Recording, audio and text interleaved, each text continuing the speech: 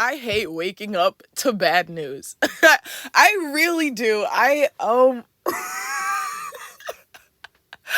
been laughing for like 15 minutes straight.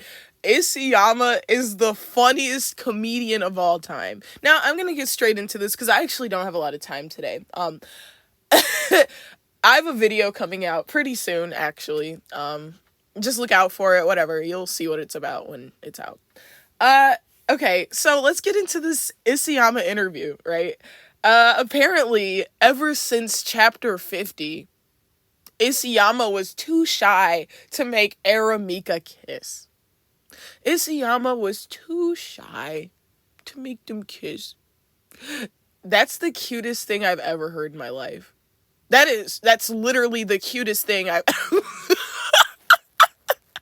This guy is drawing people have their limbs torn from each other. This guy is drawing fat, naked, disgusting, quote, titans, which look like people, but they're butt naked. This guy is drawing Reiner say Annie's titan has a nice ass. This guy is drawing all this bizarre gore and what have you and what not. Making references that Ymir is being raped and she's like 10 and whatnot, and he's shy to draw Aramika kiss. Now, I'm gonna say Aramika shippers. I don't mean all of them, but that's what I'm seeing on Twitter right now, celebrating, right? Mikasa still doesn't end up with Eren. I don't know what you're cheering about, but anyways, these people will let anyone piss on them and call it rain. Okay? How foolish are you? This guy is under a contract and the fandom is upset. Of course he's gonna say, hey, this isn't retcon. This isn't blah, blah, blah. This is Eren all along, right? This is Aramika was in dire love with each other from the start. But it's like, you're letting him piss on you and call it rain because look at the manga. Look at the manga. The evidence is in the manga. Now, people on Twitter are like, oh yeah, now the Arahisu Delulus, the A&R Delulus are bringing up 10-year-old, interviews to, quote, debunk what he's saying. First of all, they're not 10 years old. Second of all, it's what he said. Now, wait, tell me not. I made a video. Isayama retconned himself. And I said he's going to say things and change the context of the entire manga. I said that first.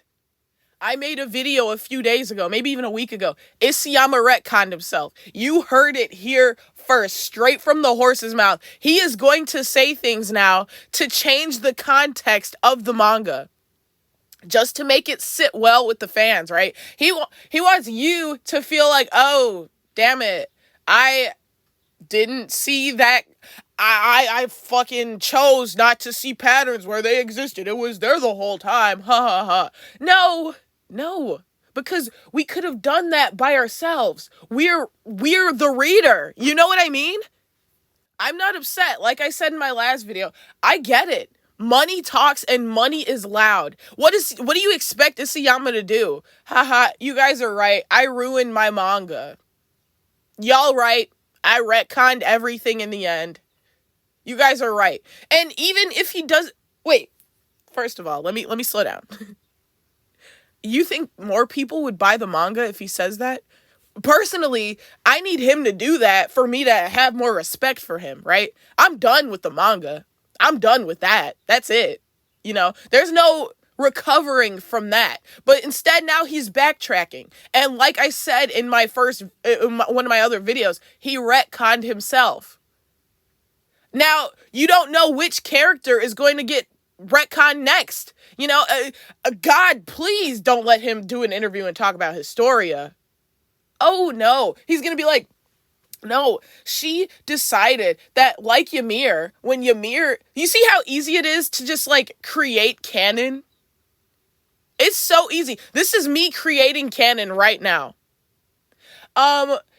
Historia is able to fall in love with the farmer for the same reasons that selfish Ymir, freckled Ymir, is able to sacrifice her life for Reiner and Bert.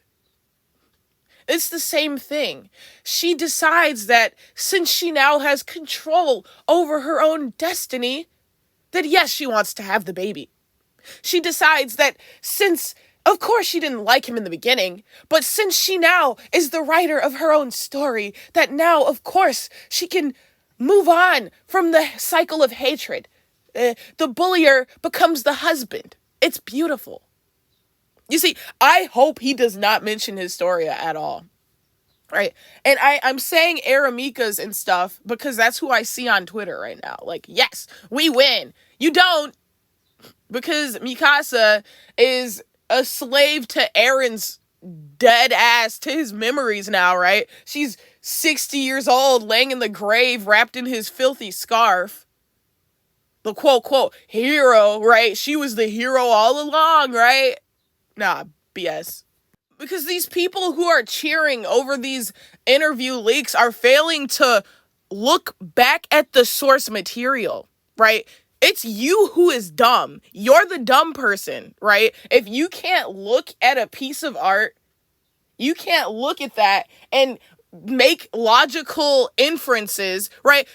Just for instance, just going back to Historia, why was there so much drawing references, video references, right? Why was the flowers and stuff, why did she fall in the water in that one ending song and all of that? All of the freaking parallels between Historia and Ymir, they exist, by the way. Why are they there then? Why are they there? Are you really willing to accept the fact that Isayama was just pulling rabbits out of hats the entire manga? Just creating red herring after red herring just for fun. And the whole time, this was just a love story between Eren and Mikasa. Like I keep saying, this manga is 10 volumes, tops, if this story was just a love story between Mikasa and Eren.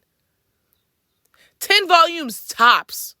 My question is, what do you expect Isayama to do at this point? There's no turning around, right? And like he said, the editors thought they were going to kiss in that scene. He was too shy to draw it. But it was the editors. So maybe they convinced him. I'm not going to be that guy who goes on the slippery slope. Maybe this happened. But it's just so evident that money talks. Money talks, and he secured the bag. And that's why we get this interview. There is no way on this planet you have this amount of people telling you, hey, we're not upset that our, quote, ship didn't sail, right? And I'm one of them. I ship Aramika. I ship Arahisu. I ship freaking Sasha Nicolo. I ship Gabby Falco. I hate Gabby, but I ship that, whatever. I ship Aruri. I ship Arari. I ship literally everything. I don't have a problem with the ships. Want to know why? Because that's not what the story has ever been about. The story has never been about the ships. That's what the fandom has been about. Okay? The 13-year-olds and the speed readers. Y'all have been about the ships. Us people who are upset have never been about the ship. So I'm in the process of losing respect for Isayama, but I'm thinking about it from his point of view. What else could he do at this point? He has a contract. And he has a sequel to make. What else do you expect him to say? It comes as no surprise to me. I'm not upset. But it kind of does, get under my skin a little bit that the Aramikas are like, y'all dumb. Y'all bringing up his old words to debunk what he's saying now? Yes? Yes? What? Y'all, tell me not. It's the same Aramika fans who are like, y'all bringing up his old interviews to debunk what he's saying now? Are you serious? No, that's not how it works. It's the same people who are bringing up old screenshots of Eren breaking down, saying, oh, look, chapter 21, Eren breaks down. That's what lets you know that this chapter 139 breaking down Eren is completely in character. Like, does the past matter or not, friends? You need to choose. You're letting somebody piss on you and call it water. Like I've always said, there's no denying the bond between Eren and Mikasa. There's no denying the special bond between them. But that's just like saying, oh, there's no way, you're stupid. There's no way Grisha ever loved, Dina. Because look, he's with Carla now. Or there's no way Grisha ever loved Carla because he loved Dina. No, Grisha loved both of them. And Grisha is the first parallel to Eren. The first parallel to Eren. They both want freedom, da-da-da-da. They both have dark-haired and light-haired love interests, right? So it just, Arahisu makes sense. And if you're an Aramika shipper, you have to realize that too. Or else you're literally just in it for the ship. You're ignoring a big part of the story if you don't admit that there are breadcrumbs, proper, delicious breadcrumbs to Arahisu. Just as there are some breadcrumbs to Aramika. There is. But it's just not depicted as the selfish love that we get in 139. It's not at that point. When, in fact, the selfish love thing would make more sense for Historia because it's properly set up. He jumps up, he defies the military, right? All of this for Historia, for his plan, right? His big plan that, by the end of 139 technically wasn't actually a plan after all. Ha ha ha, retcon, right? No, he jumps up. I will not sacrifice Historia. Me. This is selfish. How are you going to ignore a big part of the manga like that? You're literally ignoring the manga. If fucking Isayama says in an interview tomorrow, if he says, oh, Annie loved Eren, right? And then he pulls up a screenshot of her teaching Eren her little special kick move. Are we as a fandom just all gonna start believing that then? When we've had no proper breadcrumbs for that, besides the fact that he was in disbelief that she was the female Titan. If Isayama says in an interview tomorrow, Hanji actually had a really big, wet, whopping crush on Eren. And he pulls up a screenshot of her getting excited over his Titan powers. And he recontextualizes it to, she's excited because, it's Eren. Because, she likes him. She wants him.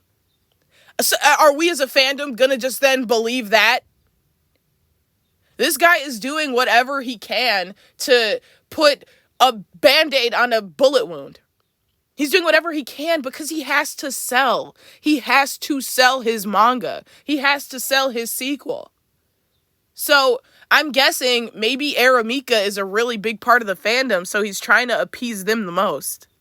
You're not going to sit up here and convince me that for years in interviews, Isayama was just trying to throw you off. He's just trying to throw off the readers by saying, they have a bond of familial love. You cannot tell me that he was just trying to throw you off. But like us over here, we consume media as a whole.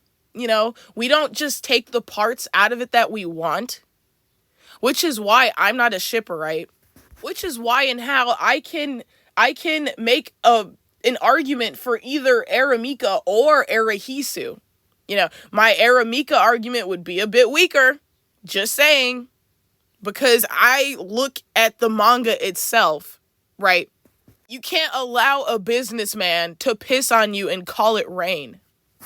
It's like a Chance the Rapper situation. Once he got married, his music started sucking, right? Once Isayama got married, I don't know, what is his wife doing to him? If that's what he thinks love is, what is his wife doing to him?